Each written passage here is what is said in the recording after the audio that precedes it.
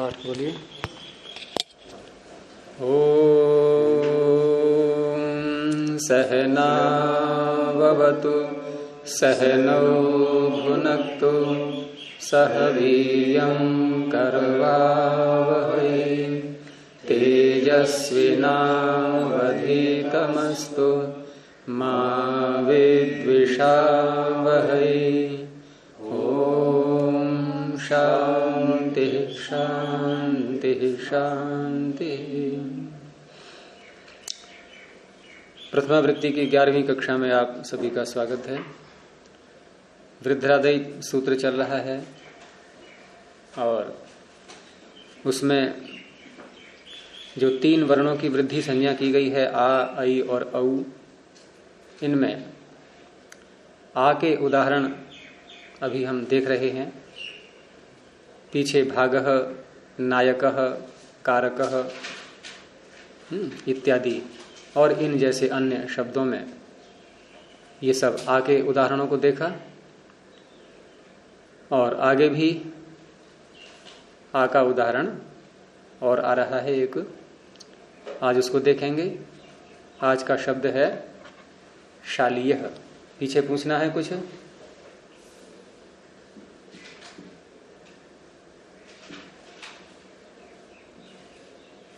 शालीयः पीछे का पक्का है सबका? पीछे का तो ठीक है।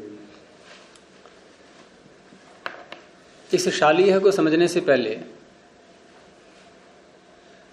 वृद्धरादैच के अर्थ में थोड़ा सा और जोड़ करके देखेंगे।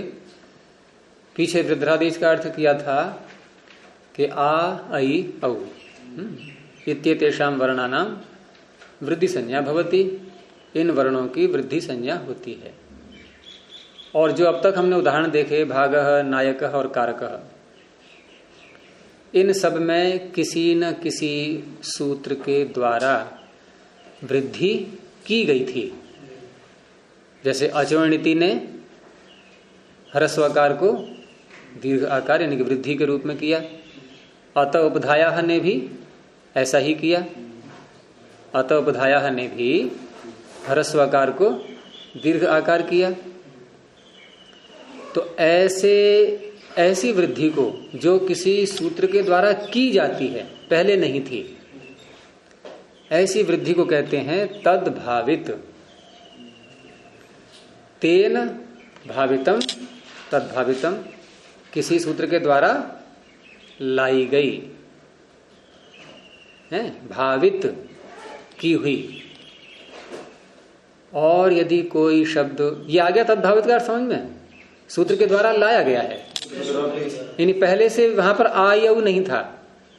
पहले से आ, ऐ, औ नहीं था। भज धातु में क्या था? भज, भ में अ ही तो है, ह्रस्व अ है, दीर्घ आ तो नहीं है। नायकः में नायका की सिद्धि देख ली ना हमने। तो ऐ का उदाहरण भी तो आ गया एक। फिर जैसे हमने कहा कि आके आए हैं, ऐ का भी तो आ गया एक। आ गया ना नायका? हाँ, ऐ का उदाहरण भी आ गया। औ का नहीं आया अभी है, अभी तक औ का नहीं आया। या देख लिया था पावकः। वैसे पावकः बना तो लिया था, पावकः बना लिया था, नायका के समान ही था, बस केवल ऐ और औ का अंतर था। तो इन सब में आ, ऐ, औ पहले से नहीं थे। आ गया समझ में? भज में आ नहीं था, नायकः में ऐ नहीं था पहले से, पावकः में औ नहीं था पहले से, कारकः में आर नहीं था पहले से। तो सूत्रों के द्वारा लाए गए। तो इसे क्या कहते हैं? तद्भावित वृद्धि। अब कुछ शब्द ऐसे हैं जहां आ, ऐ, औ पहले से ही हैं। वर्षा कहां कहां होती है? जहां पानी नहीं है वहां भी होती है, और जहां समुद्र है वहां भी होती है। या वहां होगी जहां पानी नहीं है। ऐसे व्याकरण के सूत्र हैं। ऐसे ही व्याकरण के सूत्र ये पर्जन्य के समान कहे गए हैं। पर्जन्यवत सूत्राणि भवन्ति। सूत्र कैसे होते हैं? बादल के समान। बादल सब जगह बरसते हैं, ये सूत्र भी सब जगह बरसेंगे।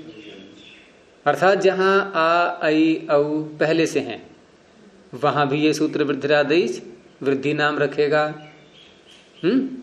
जहां आ आई औ पहले से नहीं है और वहां किसी सूत्र के द्वारा लाना है, तो जिस सूत्र के द्वारा लाया जाएगा वहां वो जाके बताएगा कि देखो आ आई औ को वृद्धि कहते हैं, इनमें से ले आओ तुम कुछ।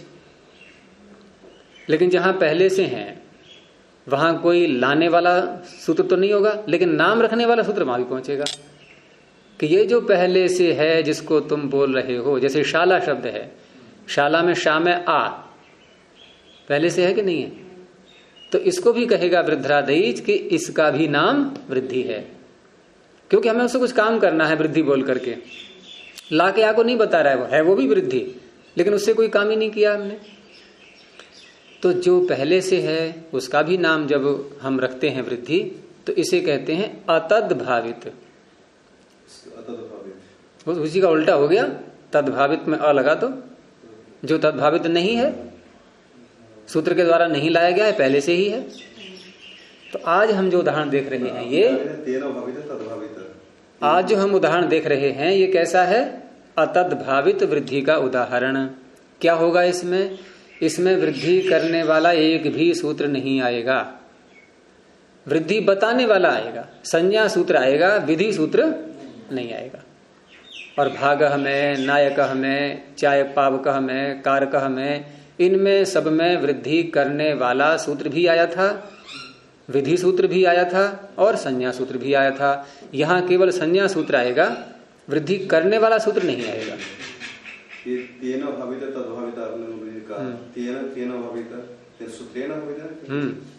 सूत्र नहीं आचोड़नी थी, अतोबधाया इनके द्वारा किया गया। तो अब यहां शालीय का अर्थ क्या है पहले ये समझेंगे। शाला किसे कहते हैं?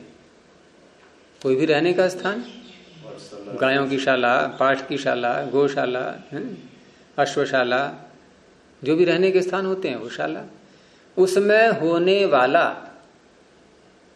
वो क्या कहलाएगा? शालीय। तो शालीय का अर्थ क्या होगा? शाला में होने वाला, वो कुछ भी हो सकता है। वहां कोई पशु है, प्राणी है, कोई खाट पड़ी हुई है, कुछ और वस्तु पड़ी है, कोई कुर्सी रखी है, कोई पुस्तक है, ये सब क्या है? शाला में होने वाले पदार्थ, ये कहलाएंगे शालीय। तो शाला में होने वाला, ये अर्थ का ध्यान रहना चाहिए। अब जब अर्थ का पता लग जाता है हमें, तो हम उस शब्द के अर्थ को खोलने के लिए, शब्द के अर्थ को, क्योंकि हमें ये शब्द बना कैसे है ये दिखाना है, तो बनाने से पहले, ये बना कैसे है इससे पहले क्या करना होता है? इससे पहले हमें उसके द्वारा जो अर्थ निकल रहा है उसको एक वाक्य में बोलना होता है, विस्तार करके उसका। तो शाला में होने वाला, इसका अर्थ हमें पता लग गया। अब संस्कृत में कैसे बोलेंगे इसी को? शालायाम भवः। शाला को सप्तमी विभक्ति में लाएंगे और भवः का अर्थ है होने वाला। तो ये जो हमने इसके अर्थ को खोला, इसे क्या कहते हैं? विग्रह। ठीक है, ये अलग हो गया पद, ये अलग हो गया, दो पद हो गए। ये क्या है? इसका अर्थ है, ये इससे खुल गया अर्थ। शाला में होने वाला, और इसी पूरे अर्थ को ये शब्द बोल रहा है अकेला। सालायाम और सालिय को मतलब वो है, शादी जितने भी कुछ सालिय कहेंगे उसको। बता रहा हूं अभी।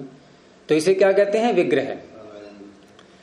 और ऐसा वाक्य हम जब विग्रह में लाते हैं जिसको हम संस्कृत में बोल सकते हैं, दूसरे को बता सकते हैं, प्रयोग कर सकते हैं व्यवहार में, तो ऐसे विग्रह कहलाते हैं लौकिक विग्रह, जिनको लोक में हम प्रयोग कर सकते हैं। तो ये कैसा है? लौकिक विग्रह। अर्थात इसको हम बोल सकते हैं। एक होता है अलौकिक विग्रह, जिसको हम प्रक्रिया शब्द बना रहे हैं, उस प्रक्रिया में तो ला सकते हैं, लेकिन किसी के सामने हम उसको बोल नहीं सकते। व्यवहार नहीं कर सकते उसका। पहले शब्द का अर्थ समझ में आ गया, उसे कहेंगे अलौकिक विग्रह। तो अलौकिक विग्रह में क्या करते हैं कि मूल शब्द, इसका भी मूल शब्द लेंगे, इसका भी मूल शब्द लेंगे, इसका भी मूल शब्द पकड़ेंगे, इसका भी मूल शब्द पकड़ेंगे, और जो विभक्ति इसमें आ रही है उसको अलग से लिखेंगे। तो शालायाम में कौन सी विभक्ति है? सप्तमी। तो कैसे लिखेंगे अब यहां पर? सप्तमी का कौन सा प्रत्यय होता है?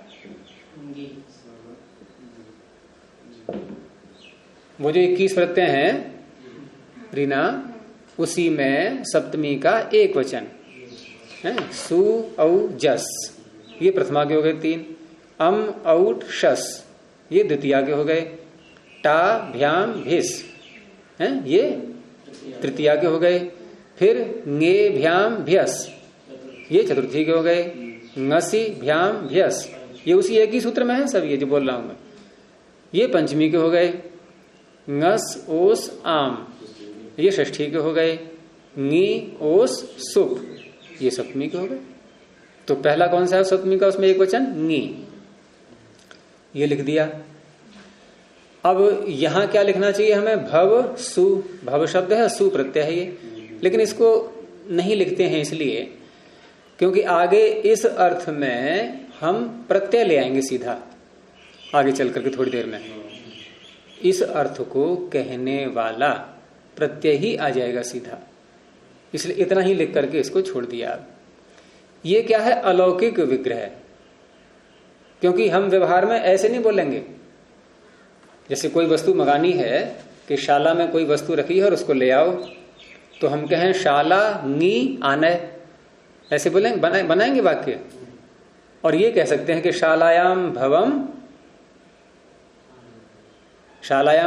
आने, शाला में होने वाले को ले आओ, कह सकते हैं कि नहीं? लेकिन ऐसे बोलेंगे कि शालांगी है। जैसे किसी ने कहा कहां लिखा हुआ है ये वाक्य, तो हम क्या कहेंगे? पुस्तके, पुस्तक में लिखा है। अब किसी ने पूछा कहां लिखा है ये वाक्य, हमने क्या कहा? पुस्तक नी। वाक्य तो सही है, अरे पुस्तके, पुस्तक और नी से ही तो बना है। लेकिन लोक में ऐसे नहीं बोलते, लोक में पद बोलते हैं, बना बनाया रूप। ये बना बनाया रूप नहीं है, बना बनाया रूप ये है। तो ये है लौकिक विग्रह, ये अलौकिक विग्रह। अलौकिक विग्रह इसलिए करते हैं अब क्योंकि हमें प्रक्रिया पूरी अपनानी है। मतलब ये लौकिक विग्रह मतलब लोक में इस प्रकार का प्रयोग होता है, और अलौकिक विग्रह वाक्य मतलब कि जो विद्वान वर्ग है, जो जानकार है, इसके प्रयोग होता है इस प्रकार। आपने प्रयोग बोल दिया, प्रयोग होता ही नहीं इसका। ये तो शब्द हम सिद्ध कर रहे हैं, उसमें लाए हैं केवल। ये तो शब्द क्यों सिद्ध कर रहे हैं कि अंत में जो बनेगा वो प्रयोग करेंगे। प्रयोग शैली अंत में जो, ये प्रयोग नहीं है, ये इसको लाते हुए अंत में जो बनेगा वो प्रयोग करेंगे। ये प्रयोग करने के लायक नहीं है। तो शाला की क्यों हमने अलौकिक विग्रह के ढंग से, इसलिए कि हमें ये बनाना है प्रयोग करने लायक, इसको प्रयोग करने लायक बनाना है। इसके परिभाषित अगर करना चाहे अलौकिक विग्रह, हाँ, लौकिक विग्रह शालायाम भवम आना ऐसे कह दिया। हाँ, अब इसके क्या है, ये तो लौकिक हो गए थे। अलौकिक विग्रह आप जब हमने परिभाषित कर ले जाएंगे तो क्या किस ढंग से करेंगे? जिसका लोक में प्रयोग न कर सके वो तो की परिभाषा इसका प्रयोग नहीं कर सकते आप, इसको प्रयोग करने लायक बनाएंगे अब हम, है ना। आप सब्जी लाए बाजार से, गंदी संदी है बिल्कुल, आप खा सकते हैं क्या उसको? तो आप कैसे करेंगे परिभाषित कि ना खाने योग्य सब्जी क्या होती है? जो सनी पुती हो सारी अब उसको कैसे बनाएंगे? खाद्य साफ करके उसमें कुछ सुधार करेंगे, लेकिन पहले हाथ में पकड़ेंगे तो, पहले हाथ में पकड़ेंगे तो गंदी सब्जी को मॉडिफाई करना है, तभी धोएंगे उसके लिए। अब यहाँ इसको कम से कम लिखेंगे तो पहले, तभी तो हम जो है इसको प्रयोग करने लायक बनाएंगे, वो होगा लौकिक फिर पूरा। लेकिन ये विग्रह है, ये बना बनाया शब्द है। विग्रह का मतलब उसको तोड़ करके उसका अर्थ खोला गया है केवल। ये अर्थ खोलने के लिए वाक्य बोलना पड़ता है प्रारंभ में, जिससे हम ये पता जिससे हमारे दिमाग में ये बना रहे कि हम जो बनाने जा रहे हैं शब्द, उसमें जो प्रत्यय लाएंगे वो किस अर्थ में लाएंगे। अब पता लग गया हमें कि हम जो प्रत्यय लाएंगे वो ऐसा प्रत्यय लाएंगे जो होने वाला अर्थ को कह दे, यानी इस अर्थ को बोल दे। और जब इस अर्थ को प्रत्यय बोल देगा तो इस अर्थ को कहने वाले शब्द को अलग से बोलेंगे फिर हम। एक नियम है, सिद्धांत है, उक्तार्थानाम अप्रयोग। जिन अर्थों का प्रयोग कर लिया हमने, उक्तार्थानाम, जिनका अर्थ उक्त हो गया, कह दिया गया, उनका प्रयोग नहीं करते। जैसे इस भव के अर्थ को, इसमें एक प्रत्यय आएगा, वो कह देगा, तो अब इसको भव को नहीं बोलेंगे अब, इसलिए इसमें देखो भव शब्द है कहीं पर नहीं है, केवल शाला से बनाया है, शाली है, क्योंकि ये अर्थ तो इसमें घुस गया। और किसने कह दिया? प्रत्यय ने। वो प्रत्यय आगे लाएंगे हम। चलिए अब आगे। अब ये जो शाला शब्द है, ये जो हम नी प्रत्यय लाए हैं, इससे अगर और पीछे को हटें थोड़ा सा हम, कि हम नी प्रत्यय भी न लिखें यहाँ पर और सीधे ऐसे ही शाला करें, और नी कैसे आएगा वहां तक पहुंचे, इन्हें और थोड़ा पीछे हटें, तो ये मूल शब्द है अब ये, और हमें नी प्रत्यय लाना है इसके आगे। अब तो मूल शब्द है ये शाला, और ये कैसा है? ये शाल से बनता है, शाला, यानी कि टाप प्रत्ययांत है ये। टाप प्रत्यय होता है ये, और टाप प्रत्ययांत जो शब्द होते हैं उनसे सुऔजस आदि आ सकते हैं। सुऔजस आदि जो 21 प्रत्यय हैं, ये किन किन शब्दों से आते हैं, कौन बताएंगे? अधिकार सूत्र पकड़ लो सीधा। किसका अधिकार आ रहा है? न्या प्रातिपदिकात। अब न्या प्रातिपदिकात में 3 बातें हैं। अभी तक हमने केवल प्रातिपदिक को देखा था। निकालो सूत्र, पहला सूत्र चौथे अध्याय का, प्रथम सूत्र चौथे अध्याय का मिल गया। तो 3 शब्द हैं इसमें, नी, आप, प्रातिपदिकात। पद तो एक ही है, ये समास हो गया है तीनों का। तो नी, आप, प्रातिपदिक, अर्थात नी अंत में है जिसके ऐसे शब्द, आप अंत में है जिसके ऐसे शब्द, और प्रातिपदिक। और ये नी और आप में पहले बता चुका था, ध्यान होगा। ये 3 प्रत्यय हैं, ङीप, ङीश, ङीन। तो हम सीधा कह देते हैं ङ्यंत, नी अंत में है जिसके, और टाप, डाप, चाप, इनका आप ले लिया और अंत जोड़ दो। आप अंत में है जिसके, आबंत। तो ङ्यंत, आबंत और प्रातिपदिक, इन 3 प्रकार के शब्दों से सारे चौथे 5वें अध्याय के प्रत्यय होते हैं। उन्हीं में ये आ गया सौजस मूढ़ 21। नहीं, प्रत्यय के साथ लगता है अंत शब्द। प्रत्यय ग्रहण यस्मात् स प्रत्ययो विहितस् तदादेश तदन्तस्य च ग्रहणम भवति। प्रत्यय के साथ में अंत जुड़ता है, प्रातिपदिक के साथ में नहीं जुड़ेगा। प्रातिपदिक के साथ में जुड़ता तो सूत्र बनता प्रातिपदिकांत नुम विभक्ति शुच। तो ङ्यंत, आबंत और प्रातिपदिक, इन 3 प्रकार के शब्दों से। अब यहां हमने कैसा है ये हमारे सामने, ये ङ्यंत है, आबंत है या प्रातिपदिक है? ये आबंत है। प्रातिपदिक क्यों नहीं है, कौन बताएंगे?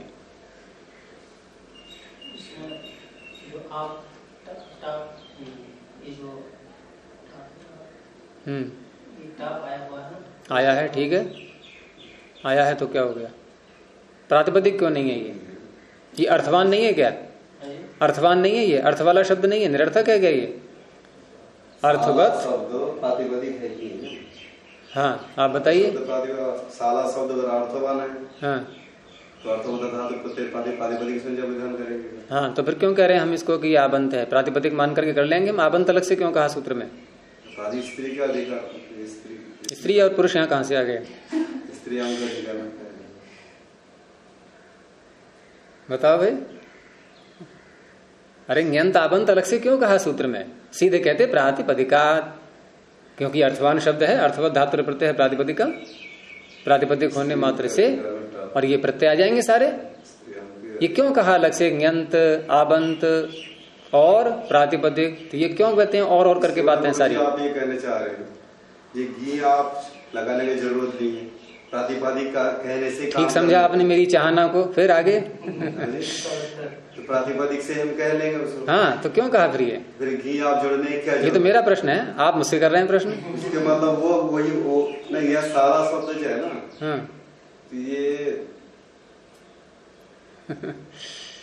ये प्रातिपदिक ही नहीं है। कैसे गुरुजी? साला। अच्छा, आपने किससे की प्रातिपदिक संज्ञा? आप सूत्र बोलिए पहले, 2 सूत्र हैं केवल। किससे की आपने? अर्थ करें पहले इसका। अर्थवान, अर्थवत, धातु और प्रत्यय, अधातु अप्रत्यय, धातु प्रत्यय वर्जित्व, ये अर्थवान शब्द तस्मात्, उससे अभी हो जाएगा तस्मात्। क्या हुआ? तो धातु प्रत्यय प्रातिपदिक संज्ञा होती है। धातु प्रत्यय मैं कह रहा हूँ नहीं है प्रातिपदिक ये। हाँ जी, बड़ी सरल सी बात है। इसमें ये ला में आ क्या है? ये टाप है कि नहीं है? टाप है। टाप प्रत्यय होता है या नहीं? टाप प्रत्यय होता प्रत्यय की प्रातिपदिक संज्ञा होती है क्या? प्रत्ययांत। अप्रत्यय नहीं कहा है उस सूत्र में। अरे शाल इतना तो था प्रातिपदिक, शाल था, शाला नहीं है, क्योंकि इसमें कुछ और जुड़ गया है भाई। जैसे आपने अब पीएचडी कर ली है, तो आप पीएचडी बिना किए हुए नहीं है। अब आपके साथ उपाधि जुड़ गई है एक और। अब इसके मतलब वो ये अब आप उस गिनती में नहीं आएंगे जो बिना पीएचडी किए हुए हैं, जैसे ये बैठी। ठीक है ना? तो शाल था प्रातिपदिक, शाला प्रातिपदिक नहीं है। मतलब सूत्र में छेपा, क्योंकि इसमें विजातीय तत्व कुछ और आ चुका है जो कि प्रातिपदिक का भाग नहीं है, और उसका नाम प्रातिपदिक वो सूत्र रख नहीं रहा है। कौन सा? अर्थवद धातु सूत्र इस टाप का नाम प्रातिपदिक नहीं रख रहा है, क्योंकि उसने कह दिया अप्रत्यय। अच्छा, फिर जो प्रत्यय स्वीकार किए भी गए हैं, क्योंकि अगला सूत्र प्रत्यांतों की ही करता है प्रातिपदिक संज्ञा, वो प्रत्यय स्वीकार किए गए हैं केवल 2 प्रकार के, एक कृत और दूसरे तद्धित। अब ये टाप प्रत्यय ये कृत है या तद्धित है? आप बताइए। टाप ना कृत है ना तद्धित है। चलो, अब तो अच्छा उत्तर दिया है। ना तो ये कृत है ना तद्धित है, तो कृत तद्धित समासशास्त्र ने भी हाथ खड़े कर दिए कि मैं भी इसका नाम प्रातिपदिक नहीं रख सकता। ठीक है ना? और पूर्व सूत्र भी नहीं रख पाया। 2 ही सूत्र हैं प्रातिपदिक के, तो दोनों चले गए। कहाँ है ये प्रातिपदिक? इसलिए आबंत को अलग से कहना पड़ा सूत्र में। ऐसे ही ञंत को ले लेंगे आप, सारी बात वही घटाएंगे उसमें भी।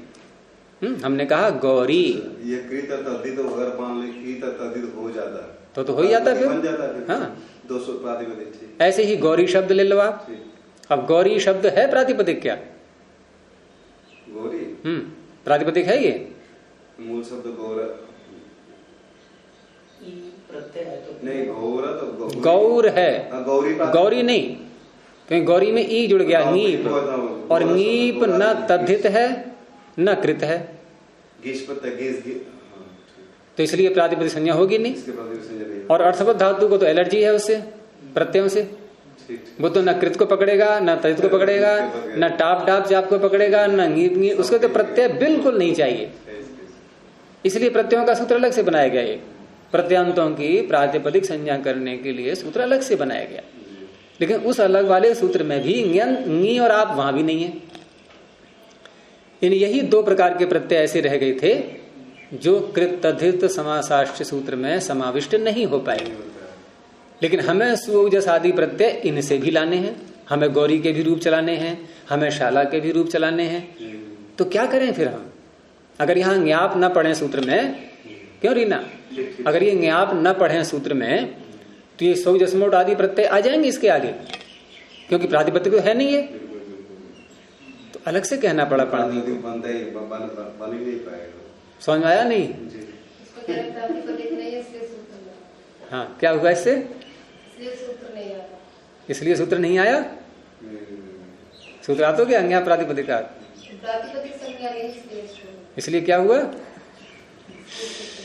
इसलिए ज्ञाप प्रातिपदिकात में नी और आप को अलग से पढ़ा गया, कि इनसे भी, अर्थात ये प्रत्यय जिसके अंत में होंगी और आप, वो प्रातिपदिक भले ही ना हो, उनसे भी सु आदि प्रत्यय आ जाएं। चलें आगे अब, इसीलिए पढ़ना पड़ा इसमें सूत्र में। हाँ, अब यहां पर हमें सप्तमी विभक्ति लानी है, तो सप्तमी विभक्ति आती है अधिकरण कारक में। तो अधिकरण कारक संज्ञा, अधिकरण संज्ञा करने वाला सूत्र ये प्रथम अध्याय में ही है, ये आपका चौथे पाद में, आधारोधिकरणम, प्रथम अध्याय के चौथे पाद में। कहाँ है ये? चौथे कॉलम में मिल गया, 45 संख्या पर, चतुर्थ कॉलम, चतुर्थ पाद मिला। आधारोधिकरणम, आधार को अधिकरण कहते हैं। अब ये किसी वस्तु को, जिसको हम कह रहे हैं शाला में होने वाला, तो शाला क्या है उसका? आधार। तो आधार का नाम क्या होता है? अधिकरण। अब इसका नाम हो गया अधिकरण। और अधिकरण में कौन सी विभक्ति होगी? उसमें होती है सप्तमी, उसका सूत्र अलग से है। हर कारक में जो जो विभक्तियां आती हैं उन सब के सूत्र अलग अलग हैं। तो अधिकरण कारक में सप्तमी विभक्ति लाने वाला सूत्र दूसरे अध्याय के तीसरे पाद में आएगा, क्योंकि विभक्तियों का प्रकरण ये दूसरे अध्याय के तीसरे पाद में ही है। पूरा तीसरा पाद दूसरे अध्याय का, दूसरे अध्याय का पूरा तीसरा पाद ये किस प्रकरण का है? विभक्ति प्रकरण। और ये अनभिहिते से प्रारंभ हो जाता है। दूसरे अध्याय का तीसरा पाद मिला। तो इसी में एक सूत्र है, सप्तम अधिकरणे च, दूसरे कॉलम में आधे से ऊपर की ओर, आधे से ऊपर की ओर दूसरे कॉलम में मिला। सप्तम अधिकरणे च, दूसरा पाद ही, तीसरा पाद ही देखना है। तीसरा पाद भी हो और दूसरा कॉलम भी हो। सप्तम अधिकरणे च, सप्तमी अधिकरणे च, अधिकरण कारक में सप्तमी होती है। आपने क्या कहा? जो है ये दूर और अंतिक को ले रहा है ऊपर से ना, दूरांतिकार से द्वितीय आप फिर कहते सप्तम में अधिकरण। हाँ, सप्तमी भी होती है उनमें और अधिकरण में भी होती है। अधिकरण अलग से विषय है इसमें, और पीछे का भी ले लिया पूरा, चकार से पीछे का ले लिया पूरा, दूर और अंतिक। हाँ, उनमें भी सप्तमी होती है, अधिकरण में भी होती है। तो अधिकरण में सप्तमी होती है, तो सप्तमी के प्रत्यय कौन से? अब देखो, वो छंटनी नहीं करेंगे हम कि पहले पूरे 21 प्रत्यय आए। अब छंटनी नहीं करेंगे, बोल रहा हूं मैं, कर भी रहा हूं। कहते हैं ना, देखो मैं ये नहीं बताऊंगा कि आज मैं बाजार गया था, मैं ये नहीं बताऊंगा आज मैंने रसगुल्ला खाया था। नहीं, मैं ये नहीं बताऊंगा क्या कि मैंने आज रसगुल्ला खाया था। तो ये तो कहते हैं कि मैंने तो नहीं बताया, बता भी दिया और नहीं बताएंगे। हमने उत्तर बताने के बाद भी नहीं बताऊंगा, बताते जा रहे हैं और नहीं बताएंगे। तो मैंने भी कह रहा हूँ, मैं ये नहीं बताऊंगा कि ऐसे ऐसे करते हैं इसमें, कैसे कैसे कि पहले 21 प्रत्यय लाए, फिर विभक्ति है सुपह सूत्र से विभक्ति संज्ञा उसकी, विभक्तिश्च से विभक्ति संज्ञा की, फिर विभक्ति लाए, फिर सुपह से एक वचन, द्विवचन, बहुवचन संज्ञा, क्रम वही रहेगा सारा। तो ऐसे ही यहाँ पर है, यहाँ सप्तमी विभक्ति लानी है हमें। तो सप्तमी विभक्ति आती है सप्तम अधिकरणे च। उससे पहले हमें अधिकरण कारक भी बनाना होता है। अधिकरण कारक बना लिया, सप्तमी विभक्ति आ गई। अब एक वचन लाना है, 3 है सप्तमी विभक्ति में, तो द्वयकयोर द्विवचनैक वचने, तो इस तरह से आया है ङी प्रत्यय। शाला ङी, यहां तक आ गए हम। अब इस अर्थ को ध्यान में रखना है, भवः होने वाला। और इस अर्थ को कहने के लिए अब हम प्रत्यय लाएंगे। और प्रत्यय किससे लाएंगे? शालांगी इतने से। और प्रत्यय करने वाले सूत्र कितने अध्यायों में है? कौन बताएगा? रीना, कितने अध्यायों में है? 4।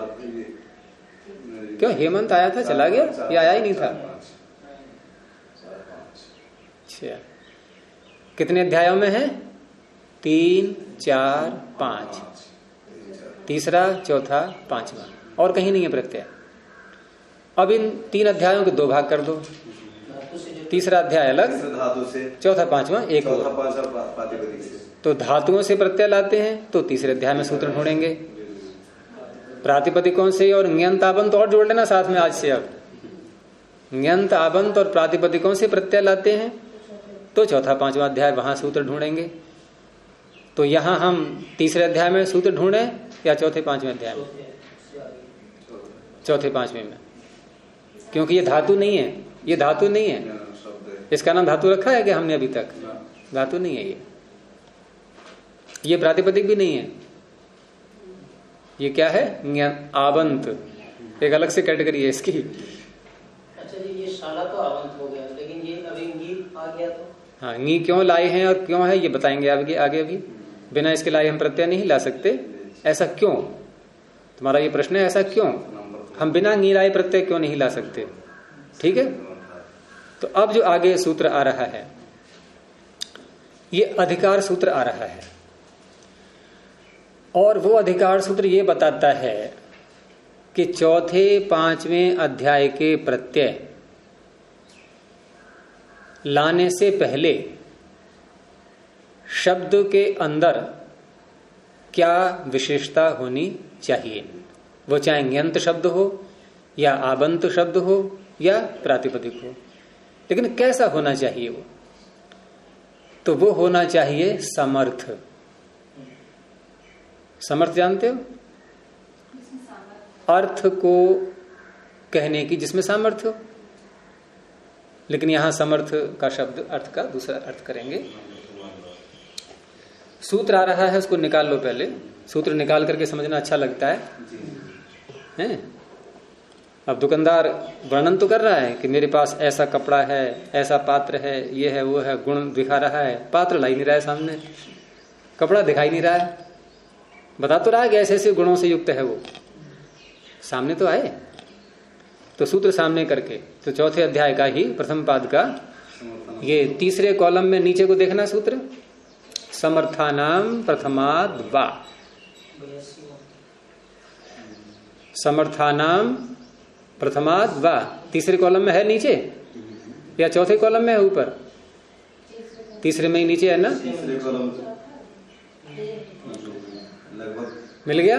5 सूत्र के बाद समर्थानाम प्रथमाद वा मिल गया। ये अधिकार सूत्र है। और ये अधिकार सूत्र क्या करता है? देखो हमारे सामने अगर हम वास्तव में इसको देखें तो ये भी एक प्रकार से, वो तो हमने अंडरस्टूड कर लिया था इसको, लेकिन वास्तव में देखें तो क्या स्थिति है? ये ऐसे ही तो लिखेंगे, इसको लिखेंगे तो जब शालायाम को शालांगी करके लिखा तो भव को कैसे लिखेंगे? मतलब इसको प्रत्यय के रूप में लाएंगे हम। और यहां भी जो सप्तमी है उसको सप्तमी के प्रत्यय के रूप में ले आए, प्रथमा है तो प्रथमा का प्रत्यय ले आए। अब ये सूत्र क्या कहता है इसको समझो, बहुत आवश्यक समझना है इसके लिए, क्योंकि इसको बिना समझे चौथे पांचवें अध्याय में हम लोग भ्रांत बने रहेंगे। कि समर्थानाम प्रथमाद, समर्थानाम षष्ठी का बहुवचन। हाँ, अब तक हमने षष्ठी का अर्थ क्या समझा था? के स्थान में, यही तो बोलते थे बार बार। लेकिन ऐसी भी षष्ठी होती है जिसका अर्थ हम के स्थान में नहीं करेंगे, इसे कहते हैं निर्धारण में षष्ठी होना। जैसे हम कहें कि इस विद्यालय के छात्रों में से किसी एक का नाम लिया, वह श्रेष्ठ है, तो वहां छात्रों में से छांट रहे हैं ना किसी को, छांटने को क्या कहते हैं? निर्धारण। परिभाषा छांटना, निश्चित पूर्वक पकड़ना, धारण करना, ना उसमें कहा ना जाति गुणों क्रिया भी एक देश प्रत्येकरणम निर्धारण। हाँ तो ले लो, आप किससे ले रहे हो, ले लो यहाँ गुणों से लेंगे हम। हाँ जी गुरु जी, जाति गुणों की दृष्टि से उत्तम है, श्रेष्ठ है बताया हमने। तो यहाँ हम उसको छांट रहे हैं, तो छात्राणाम षष्ठी विभक्ति ला सकते हैं और सप्तमी भी। इसका सूत्र है यतश्च निर्धारणम, षष्ठी या सप्तमी दोनों में से कोई भी हो सकती है निर्धारण में। तो यहाँ निर्धारण में षष्ठी है, तो क्या अर्थ करेंगे अब, समर्थों में से कोई एक। जाति में दिया है, जाति अर्थ में दिया, जाति समर्थ जिनमें अर्थ को कहने की क्षमता है। अभी कहना जाति गुणों क्रिया की, हाँ जाति ले लो। तो समर्था नाम जो समर्थ शब्द हैं उनमें से, ऐसे ही छांटेंगे, जो विद्यालय के छात्र हैं उनमें से। तो हमने क्या कह दिया, छात्राणाम। और जो समर्थ पद हैं उनमें से, तो क्या कहा, समर्थानाम। अब समर्थ किसे कहेंगे, प्रश्न ये है। तो समर्थ उसे कहेंगे जो अर्थ को कहने योग्य बन रहा है। अर्थ को कहने योग्य शब्द कब बनता है, जब उसके आगे विभक्ति आ जाती है।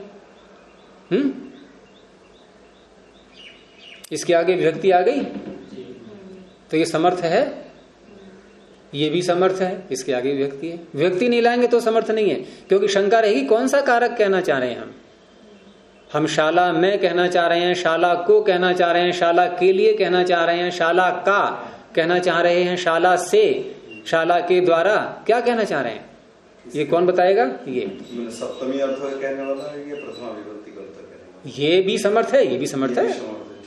आप इसको इसमें क्यों जोड़ रहे हैं, ये अलग है, ये अलग है। तो ये नी लगाने से अब निश्चय हो गया कि शाला में ये अर्थ लेना है, हो गया समर्थ। अब ऐसे बहुत से समर्थ हो सकते हैं। देखो बहुत में दो तो ये हो गए, एक ये भी है, एक ये भी है, हैं दो। अब इनमें से एक लेना है।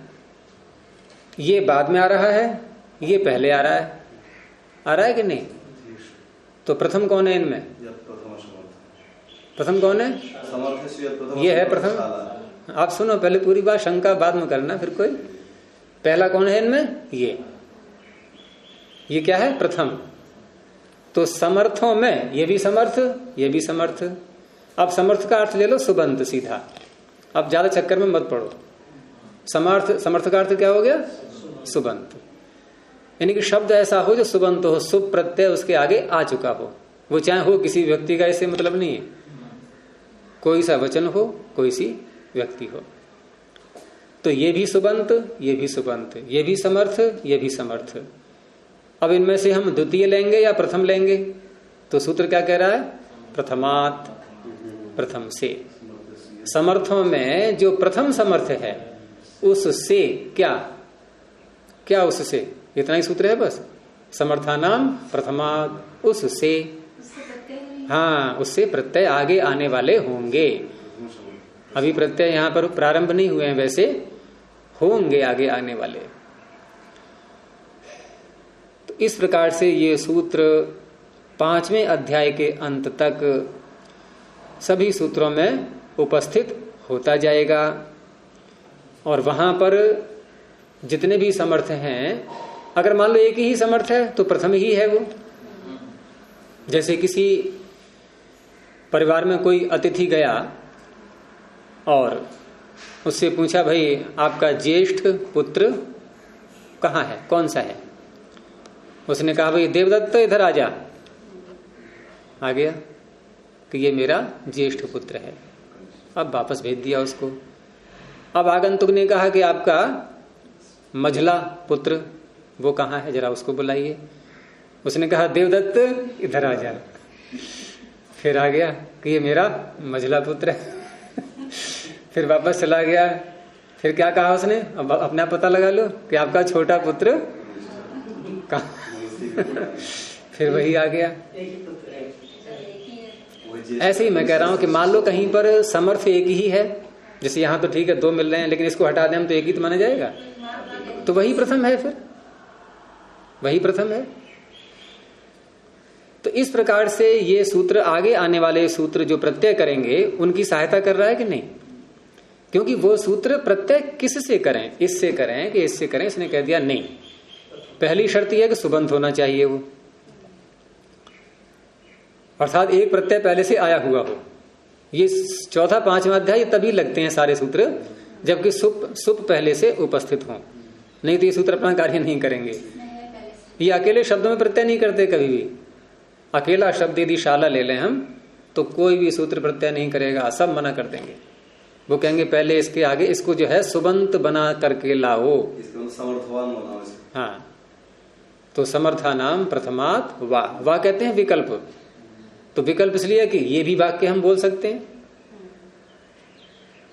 हम ये भी वाक्य बोल सकते हैं और प्रत्यय भी कर सकते हैं।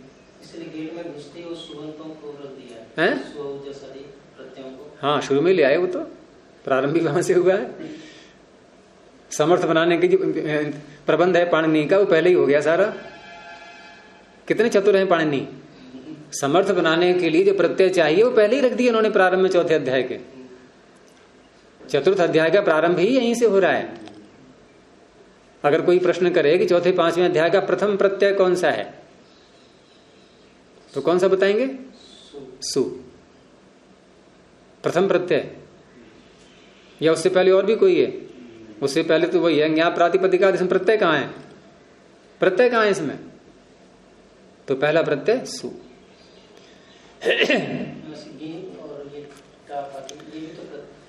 हैं? ये कह रहे हैं ये प्रथम प्रत्यय है, ये प्रथम है नहीं, विधि सूत्र है ये प्रत्यय करने वाला, यहाँ प्रातिपदिका, ये अधिकार सूत्र है।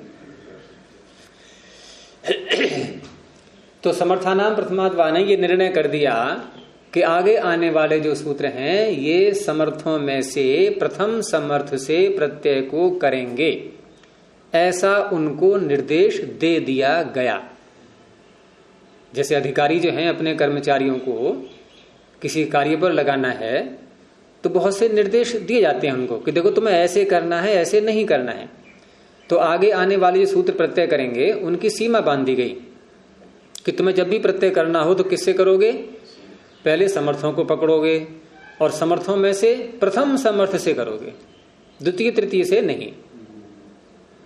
ठीक है, ये नियम आगे ध्यान रखना है। चौथे पांचवें अध्याय में जब भी हम कोई सूत्र लाएंगे ये ध्यान रखना है। और चौथे पांचवें अध्याय में भी इस सूत्र के आगे से, इसके पीछे और भी सूत्र हैं चौथे अध्याय के। चौथा अध्याय यहीं से प्रारंभ तो नहीं है, ये तो संख्या 82 है ना इसकी, तो 81 सूत्र इसके पीछे निकल गए या नहीं? वहां ये नियम लागू नहीं होगा, वहां ऐसा नहीं होगा कि सुबंत से प्रत्यय हो। ठीक है, अब नियम चलेगा, नियम ये आगे।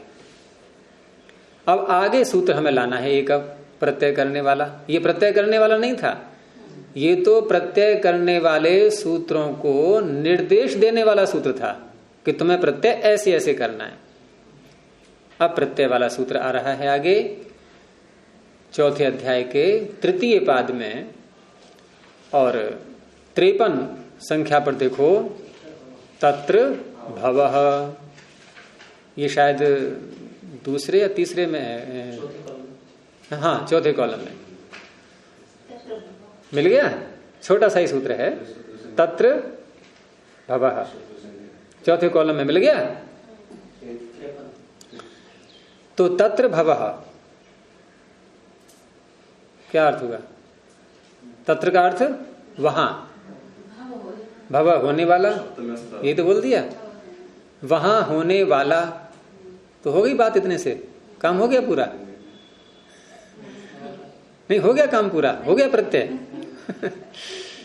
वहां होने वाला। तो अब हम अनुवृत्ति, अधिकार इत्यादि जो भी हैं भाई पीछे से लाएंगे ना अर्थ पूरा करने के लिए। तो पहली बात तो ये कि प्रत्यय करने वाले सूत्र हैं ये, तो कोई ना कोई प्रत्यय भी तो आ रहा होगा।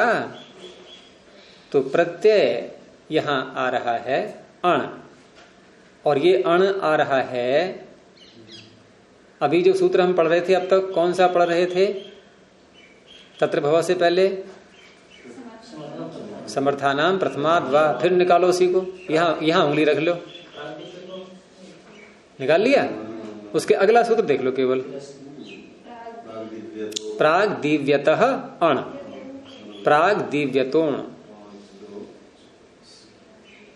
देखो चौथे पांचवें अध्याय में एक शैली और अपनाई है पाणिनि ने कि कोई प्रत्यय कहां तक जाता है ये साथ साथ बताते गए हैं वो।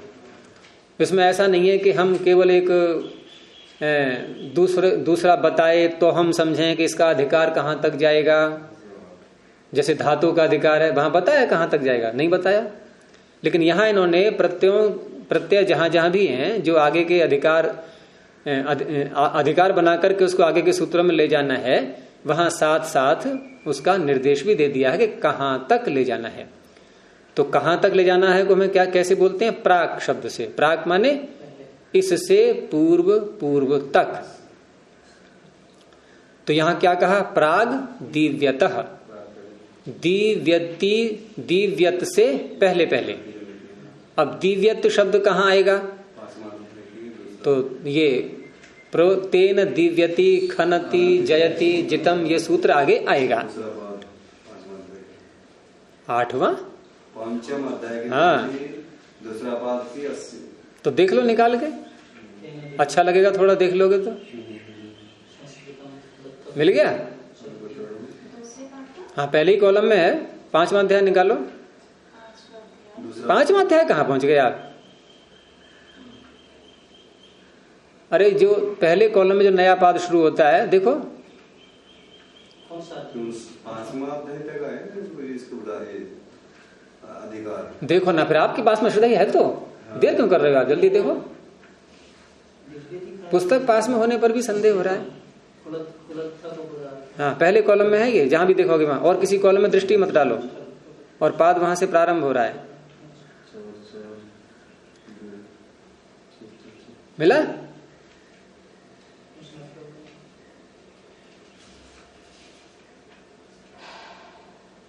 हाँ, 4-4-2 फिर और मैं कह रहा हूँ पाद के प्रारंभ में ही है। हाँ, 5वें अध्याय में पहुंच गए। 5वें अध्याय में तो प्राकृताक्षय वगैरह दूसरा प्रकरण प्रारंभ हो जाएगा वहां। चतुर्थ अध्याय के चौथा पाद के दूसरा दिव्यति खनति जयति जितम।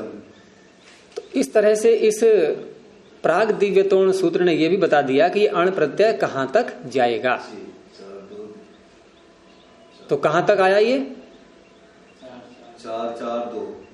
4-4-2 तो ठीक है, लेकिन 4-4-2 से पहले यानी कि द्वितीय पाद का पहला सूत्र क्या है? ये चौथे पाद का पहला सूत्र। यहां से दूसरा अधिकार शुरू हो गया। प्राग वहते है ठक, तद वहति रथयुग प्रासंगम, यहां तक ठक जाएगा।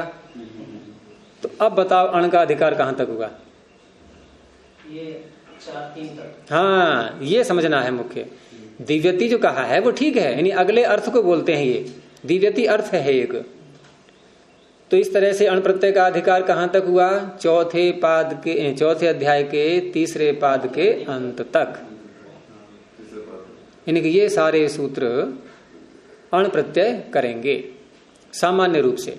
बीच बीच में अपवाद भी आते रहेंगे, लेकिन सामान्य रूप से ये अण प्रत्यय करते रहेंगे। ये तद्वहति रथयुग प्रासंगम को जाएगा।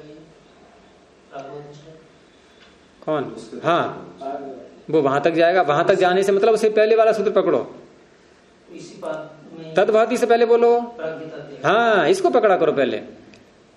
तस्मै हितम तक यह प्रत्यय जाएगा। तो तस्मै हितम नहीं, अर्थ बोलेंगे ना। अर्थ कैसे बोलेंगे फिर? तद्वहति, यहाँ जो है प्राग वहतेश ठग जो कहा गया, ये वहति अर्थ है। ऐसे ही वहां पर प्राग दिव्यतोण दिव्यति अर्थ है। ये अर्थ, ये जो है ना चौथे पांचवें अध्याय के सूत्र, ये भिन्न भिन्न अर्थों में प्रत्यय करते हैं। तो पाणिनि ये कह रहे हैं कि जहां दिव्यति अर्थ प्रारंभ हो जाए, उससे पहले पहले जो अर्थ हैं उनमें अण प्रत्यय होगा। तो उससे पहले पहले अर्थ तीसरे पाद के अंत तक ही तो है। अरे प्राग वहतेश ठग, ये अर्थ थोड़े ही है, ये तो प्रत्यय का अधिकार सूत्र है ये। इस तरह से तो तत्र भव में, अब फिर वहीं पहुंचो। तत्र भव में कौन सा प्रत्यय होगा? अण। अण प्रत्यय तो करेगा अब ये। अब क्या सूत्र का अर्थ बना, फिर बोलो। वहां होने वाला, इस अर्थ में क्या होगा? अण प्रत्यय। लेकिन अब इसको अर्थ कैसे करेंगे, क्योंकि समर्थानाम प्रथमाद्वा भी साथ साथ चल रहा है सबके। तो यहां इन सूत्रों में, चौथे पांचवें अध्याय के सूत्रों में, यदि पाणिनि कहीं कहते हैं तत्र, तो तत्र का अर्थ क्या होता है? वहां। इसको और थोड़ा खोलो, तत्र में जो त्र प्रत्यय है ये कौन सी विभक्ति में आता है? सप्तमी विभक्ति में। अब तत्र का अर्थ वहां नहीं बोलना है, तत्र का अर्थ बोलना है सप्तम्यंत पद। ये कैसा है? सप्तम्यंत, सप्तमी व्यक्ति का प्रत्यय इसके अंत में है। इनके सूत्र का अर्थ क्या बनेगा? सप्तम्यंत पद से, सप्तम्यंत पद होना चाहिए। यानी समर्थानाम प्रथमाद, समर्थों में जो प्रथम पद पकड़ा है वो प्रथम पद समर्थ है अर्थात सुबंत है, लेकिन कैसा सुबंत हो? सप्तम्यंत सुबंत हो वो। तो ये कैसा है? ये सप्तम्यंत सुबंत, सप्तमी समर्थ, इसको ऐसे करके बोलते हैं। अब तो सूत्र का अर्थ बनेगा सप्तमी समर्थ। सप्तमी समर्थ, सप्तमी समर्थ ण्यंत से, आबंत से, प्रातिपदिक से, ये भी साथ में आ रहा है। देखो पीछे से क्या क्या आ रहा है, हमारे पास सामान्य क्या क्या है पता होना चाहिए कि नहीं। पीछे से आ रहा है ज्ञाप प्रातिपदिकात, ये पूरे चौथे पांचवें अध्याय में चलता रहेगा। पीछे से आ रहा है समर्थानाम प्रथमाद्वा, ये भी आता रहेगा सभी सूत्रों में। और पीछे से आ रहा है अण प्रत्यय। अब हमारे सामने तत्र भवः ये सूत्र हो गया, ज्ञाप प्रातिपदिकात ये भी आ गया, समर्थानाम प्रथमाद्वा ये भी आ गया, और अण प्रत्यय भी आ गया। अब इनको सबको मिलाना है अर्थ करने के लिए। तो किस तरह से अर्थ करेंगे कि समर्थानाम प्रथमाद्वा को ये तत्र के साथ जोड़ देंगे कि सप्तमी समर्थ, और उसके तुरंत बाद ज्ञाप प्रातिपदिकात को बोल देंगे कि सप्तमी समर्थ ण्यंत, आबंत और प्रातिपदिक से। अब प्रत्यय बोलेंगे। प्रत्यय कौन सा होता है? अण। अब किस अर्थ में होता है वो बोलेंगे? भव अर्थ में। यानी वहां होने वाला, इस अर्थ में, इस अर्थ को कहने के लिए सप्तमी समर्थ से अण प्रत्यय हो जाएगा। तत्र से सप्तमी समर्थ लेंगे हैं? तत्र से, हाँ, सप्तमी समर्थ। अब मान लो सूत्र आ गया तत आगतः, तो ततः में, ततः किसम बनता है? पंचमी में। तो क्या कहेंगे? पंचमी समर्थ प्रातिपदिक से। कहीं आ गया तस्मिन, तस्मिन और तत्र में एक ही बात हो गई, तब भी सप्तमी समर्थ। कहीं आ गया तस्मात्, तस्मात् और ततः एक ही बात हो गई, पंचमी समर्थ। कहीं आ गया तस्मै हितम, तो चतुर्थी समर्थ। ऐसे करके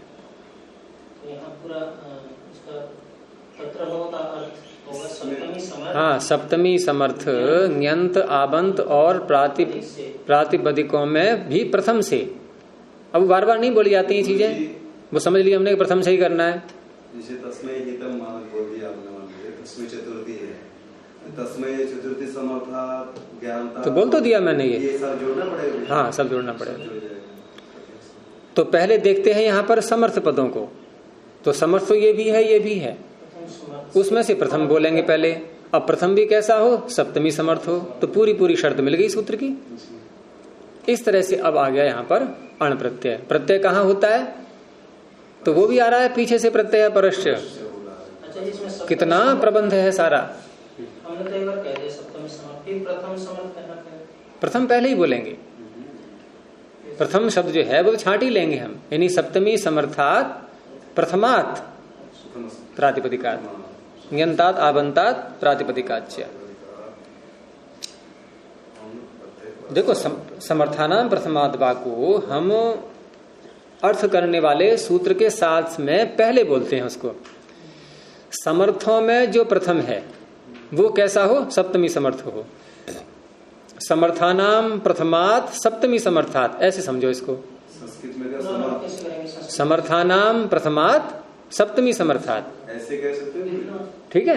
इसका अर्थ लिखो। वो तो क्या अर्थ है? न समर्थेषु या समर्थानाम प्रथमात सप्तमी समर्थात ञन्तात आबंतात प्रातिपदिकाच अण प्रत्यय परस्य परः भवति। हो गया। भवार्थे, भव अर्थ में, तो भव अर्थ में करना है और सप्तमी समर्थ है ये, तो अण प्रत्यय इसके आगे आ गया। इसको तो मैंने ऐसे ही लिख दिया था दिखाने के लिए, प्रथमता दिखाने के लिए उसकी। तो अब क्या करेंगे यहां पर, यहां लिखेंगे अण, ये प्रत्यय हो गया। हो गया, यहां तक आ गए नहीं?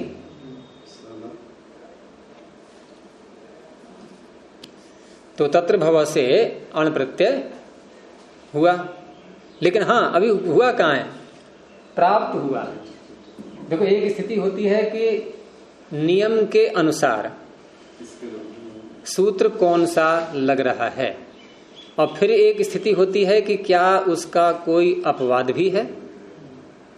ठीक है, अपवाद को ध्यान में रख करके तब आगे निर्णय करते हैं कि क्या हम अण प्रत्यय यहां लिखें या न लिखें। लेकिन अब तक जो हमने समझा उसके अनुसार यहां तत्र भवः सूत्र से अण प्रत्यय की प्राप्ति हो रही है, लेकिन अपवाद बैठा हुआ है।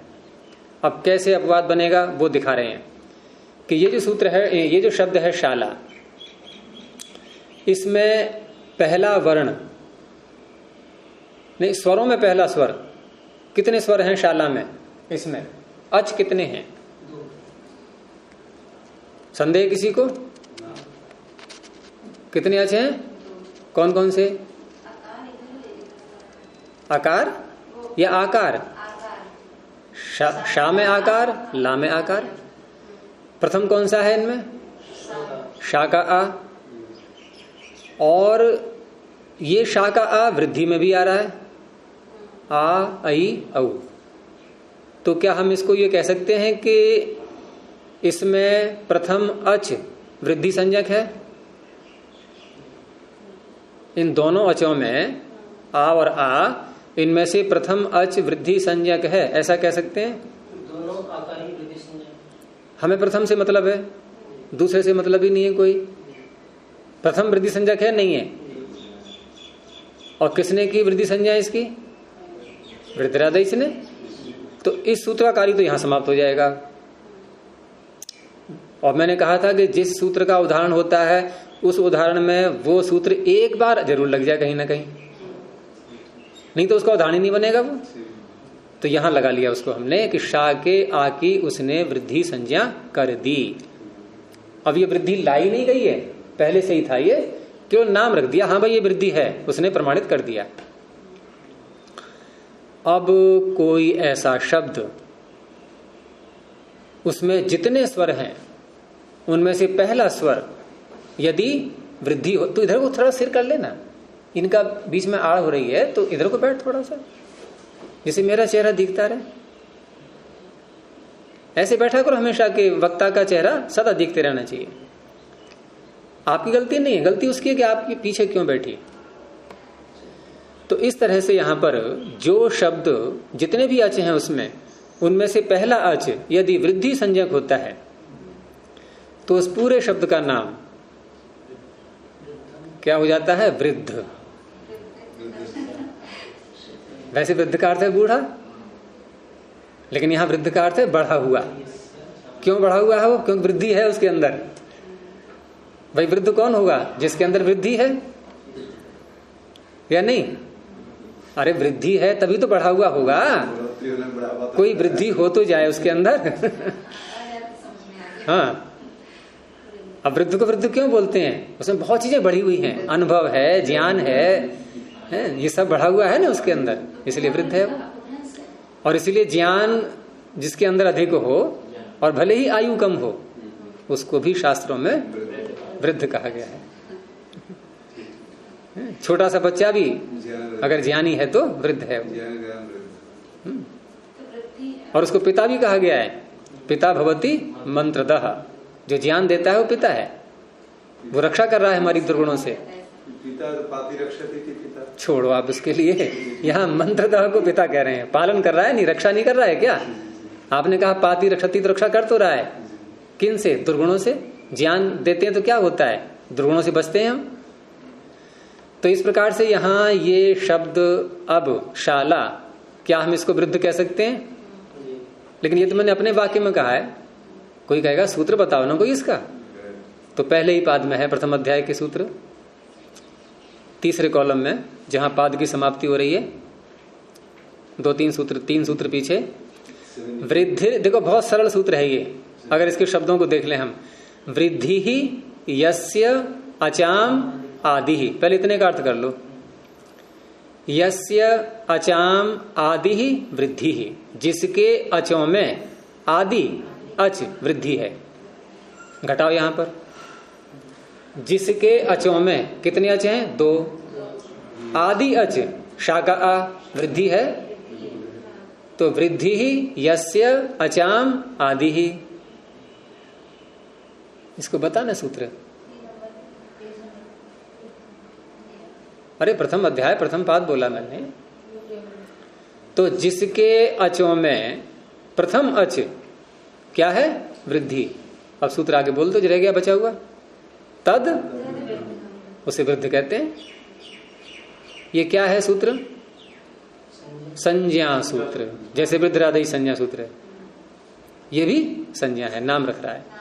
तो इसका नाम क्या हो गया अब? वृद्ध। वृद्ध नाम क्यों हुआ? क्योंकि इसमें वृद्धि वाला भाग है।